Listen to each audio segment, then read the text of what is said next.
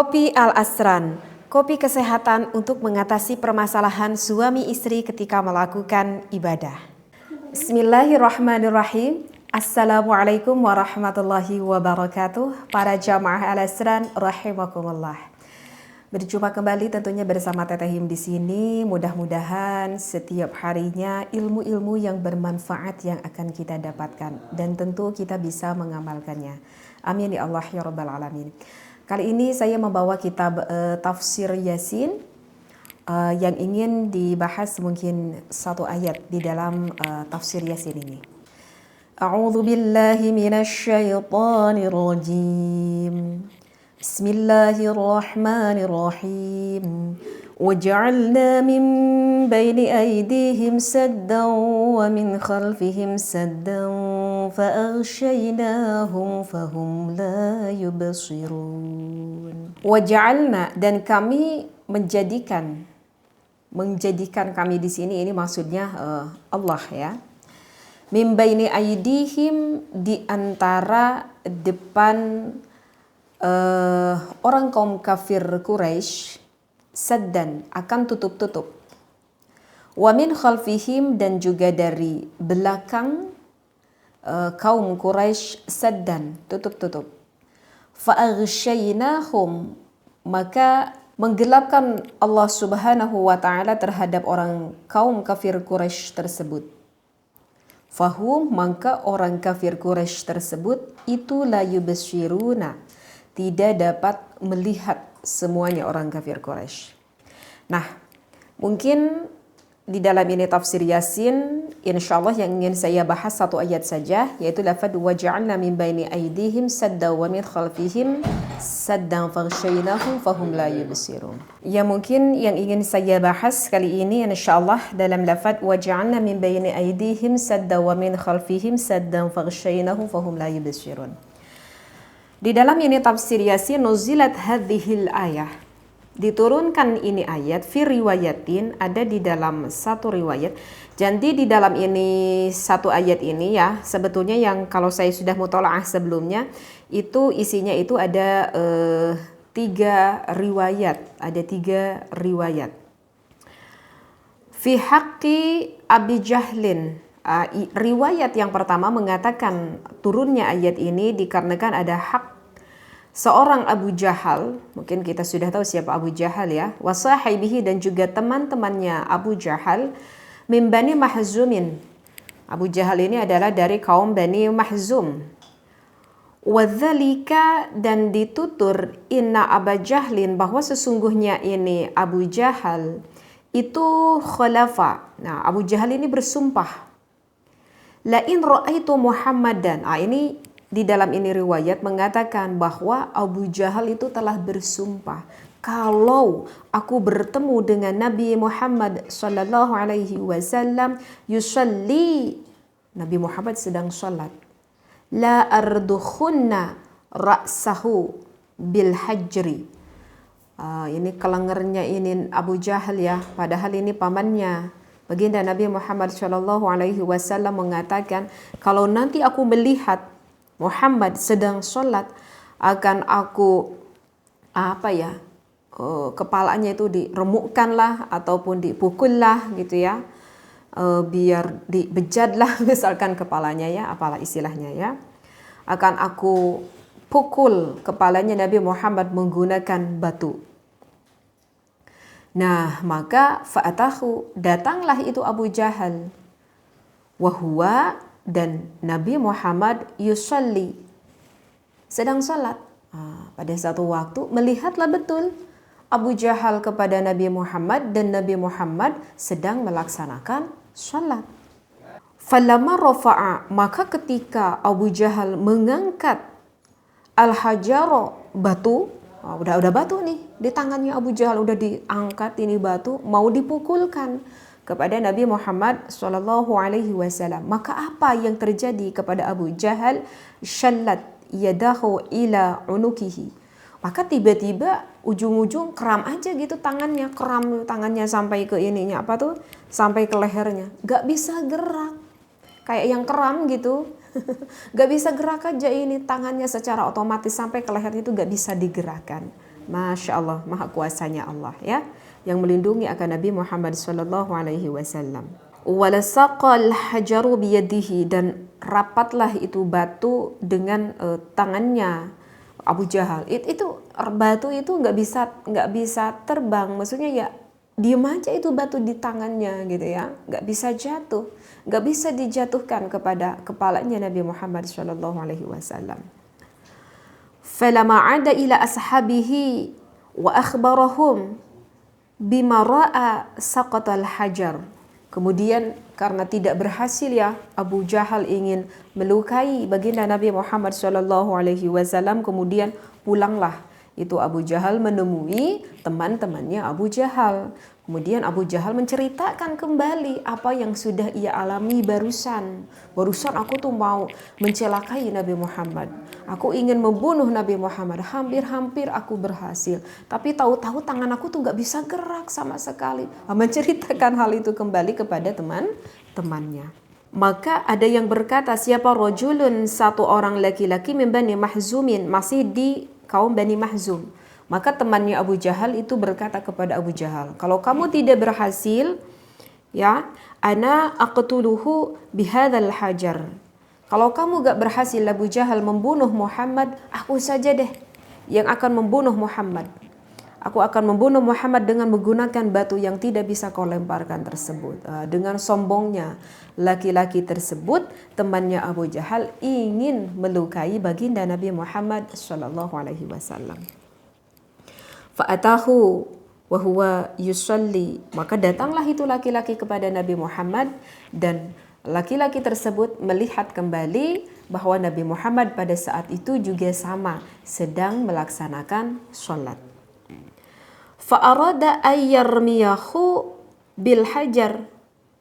Maka ketika laki-laki tersebut mau melempar itu batu kepada baginda Nabi Muhammad, fa'amallahu ta'ala basarahu, maka tiba-tiba Allah membutakan mata laki-laki tersebut.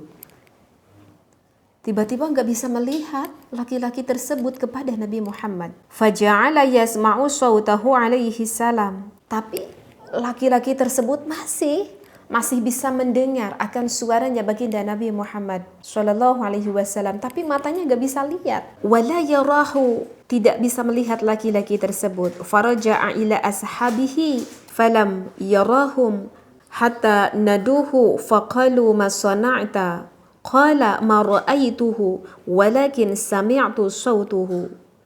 Kemudian laki-laki tersebut gak berhasil lagi nih.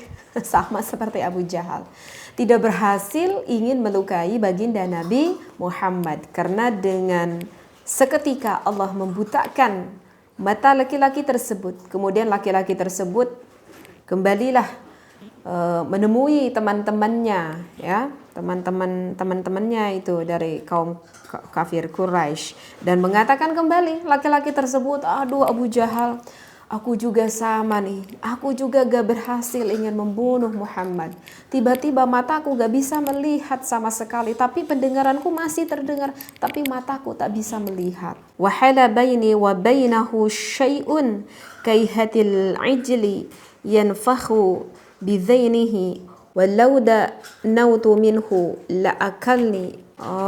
Itu karena aku tuh gak bisa melihat, seolah-olah antara aku dan antara Muhammad itu seperti ada suatu penghalang yang besar, kata laki-laki tersebut. Seolah-olah seperti ada anak sapi di depan mata saya gitu ya. Intinya laki-laki tersebut pun tidak berhasil mau melukai baginda Nabi Muhammad sallallahu alaihi wasallam. Nah, ini adalah riwayat pertama yang isi asbabun nuzul dari lafad waja'ala min baini aydihim dan seterusnya. Nah, kemudian di dalam ini kitab tafsir Yasin ada juga riwayat lain yang menceritakan, riwayat yang kedua, wa fi riwayatin, dan di dalam satu riwayat nuzilat hadhil ayatu, bahwa diturunkannya ini ayat fi ta'ifatin. Ini riwayat yang kedua ya yang disampaikan oleh ulama. Riwayat yang kedua menceritakan bahwa ada satu golongan min Quraisyin, tentunya dari kaum Bani Quraisy, yang kufur pada saat itu kepada baginda Nabi Muhammad sallallahu alaihi wasallam, anan Nabi alaihi salam, bahwa sesungguhnya Nabi Muhammad sallallahu alaihi wasallam ma'a ashabihi, Nabi Muhammad beserta para sahabat-sahabatnya baginda Nabi Muhammad kanu jalisina, beliau Nabi Muhammad dan para sahabatnya di dalam keadaan sedang berduduk gitu ya, lagi santai, sedang berduduk, sedang bercengkrama seperti itu. Yauman, pada suatu hari. Inda babil Ka'bati, yang mana duduknya itu dekat pintu Ka'bah. Jadi posisinya itu dekat pintu Ka'bah. Faqalat, kemudian berkata siapa Quraisyun, orang kaum kafir Quraisy, ta'alu na'khudhu Muhammadan, kita serang itu Nabi Muhammad dengan sahabat-sahabatnya, kita siksa yuk Nabi Muhammad beserta sahabat-sahabatnya, bahkan tak tanggung kita bunuh aja itu baginda Nabi Muhammad beserta sahabat-sahabatnya. Ya, Muhammad dan ma'ashabihi itu dikatakan seperti itu. Wa nadhhabu bihim ila jabalin Abi Qubaisy. Jadi kita biarkan saja Muhammad beserta para sahabat-sahabatnya disuruh untuk biar ketika nanti sampai di gunung Abi Qubaisy, maka fanaqtulu Muhammadan ma'a ashabihi. Kalau nanti Muhammad beserta sahabat-sahabatnya sudah sampai di gunung Qubaisy, ini jadi diceritakan baginda Nabi Muhammad beserta para sahabatnya itu sedang duduk begitu ya di depan pintu Ka'bah. Kemudian berencanalah orang-orang kaum kafir Quraisy hendak mau membunuh Nabi Muhammad beserta sahabatnya. Berencana ingin membunuh beliau itu nanti ketika Nabi Muhammad dan sahabatnya sedang berada di gunung Qubaisy. Maka kemudian apa yang terjadi ketika baginda Nabi Muhammad sallallahu alaihi wasallam berada di gunung Qubaisy, wa man la yarda dinahu nakhli sabilahu wa illa fanaqtulu kullahum. Maka berkata nih orang-orang kaum kafir Quraisy, kalau misalkan kamu itu tidak setuju akan agamanya Muhammad, maka celaklah agamanya. Tapi kalau kamu mau, yuk siapa yang setuju mau membunuh Muhammad dan juga para sahabat-sahabatnya, yuk ikut aku, kita membunuh Muhammad dan juga para sahabat-sahabatnya. Wa ba'da hadhil musyawarati, maka setelah bermusyawarah gitu ya, ini siapa itu orang kaum kafir Quraisy begitu ya, kemudian ittafaqu, kemudian bermufakat ini orang kaum kafir Quraisy akan rencana pembunuhan ini. Wa atu ila Muhammadin alaihi salam wa ashabihi, kemudian datanglah itu orang kaum kafir Quraisy kepada baginda Nabi Muhammad beserta sahabat-sahabatnya baginda Nabi Muhammad. Faja'alallahu ta'ala, maka Allah menjadikan baina aidihim sadda wa min khalfihim sadda, maka Allah menjadikan di antara depan, di antara belakang orang kaum kufir Quraisy, orang kaum kafir Quraisy tersebut saddan, seolah-olah ada penutup seperti itu. Lam yarau Muhammadan wa ashabihi, dan mendadak tidak bisa melihat aja kepada baginda Nabi Muhammad dan juga kepada para sahabat-sahabatnya baginda Nabi Muhammad sallallahu alaihi wasallam. Jadi kalau riwayat yang kedua mengatakan berencana orang kaum kafir Quraisy hendak mau membunuh kepada baginda Nabi Muhammad sallallahu alaihi wasallam beserta para sahabatnya di gunung Abi Quraisy. Ketika sudah mendekati kepada Nabi Muhammad, tiba-tiba dibutakan saja matanya, tiba-tiba ada tutup saja yang tidak bisa melihat orang kaum kafir Quraisy tersebut yang hendak mau membunuh baginda Nabi Muhammad sallallahu alaihi wasallam beserta para sahabatnya. Maha gagahnya Allah ya. Nah, sekarang untuk yang ketiga, yang terakhir di dalam lafad waja'alna min baini aydihim, asbabun nuzulnya ceritanya seperti ini. Wa fi riwayatin, kemudian riwayat yang ketiga mengatakan bahwa nuzilat hadhil ayah, bahwa diturunkannya ini ayat fi haqqil musyrikina, di haknya orang musyrik semuanya. Wadzalika, dan begitu juga annahum, bahwa sesungguhnya orang kafir Quraisy kanu mujtami'ina fi majlisin wahidin. Diceritakan nih orang kaum kafir Quraisy itu sedang berkumpul di dalam satu tempat, gitu ya. Nah, kemudian faqalu ba'duhum fi haqqi Muhammadin alaihi salatu wassalam syai'an, akan satu perkara. Nah, kemudian orang-orang yang berkumpul, orang-orang kafir Quraisy itu berkumpul, sedang bercengkrama, sedang membicarakan baginda Nabi Muhammad sallallahu alaihi wasallam. Apa yang sedang ia cari? Apa yang sedang ia obrolkan tentang Nabi Muhammad tersebut? Bahwa qala in ra'aitu Muhammadan fa'altu kadza wa kadza. Nanti ya, kalau misalkan kita di mana saja berpapasan, kita bertemu dengan baginda Nabi Muhammad sallallahu alaihi wasallam, kamu tahu akan apa yang aku lakukan? Kata orang kaum kafir Quraisy, aku akan kadza wa kadza, aku akan melakukan ini, aku akan melakukan itu, aku akan melakukan ini, bermaksud ingin melukai baginda Nabi Muhammad sallallahu alaihi wasallam. Faja'an Nabi alaihi salatu wassalam, kemudian datanglah itu sebagian kepada baginda Nabi Muhammad sallallahu alaihi wasallam. Wa qama, kemudian berdiri indahu, dekat Nabi Muhammad sallallahu alaihi wasallam. Wa qara'a, kemudian Nabi Muhammad sallallahu alaihi wasallam mengucapkan surat Yasin, akan surat Yasin, ila qawlihi, sampai pada ucapan dauhan Allah, fahum la yubsirun, sampai lafad fahum la yubsirun. Wa ba'da dzalika, maka setelah yang diucapkan oleh baginda Nabi Muhammad, akhadhan Nabi alaihi salam qabdatan, kemudian Nabi Muhammad membawa minat turab, sakepel. Sakepel itu apa ya? Segenggam lah. Kemudian setelah Nabi Muhammad mengucapkan lafaz itu, kemudian membawa segenggam tanah, warama ila wujuhihim. Kemudian baginda Nabi Muhammad itu tanah itu ditaburkan aja di depan orang-orang kaum kafir Quraisy, seperti itu. Wa dhahaba min bainihim falam yarawhu wa hum yunfidun at-turab.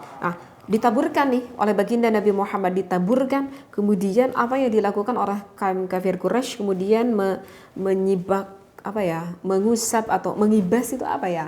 Jadi kan tanah itu di ke depan muka kan kaum kafir, maka oleh kaum kafir apa itu bahasanya ya? Diusap, kan diusap ya. Mungkin paham mungkin ya. Saya nggak tahu nih bahasa Indonesianya.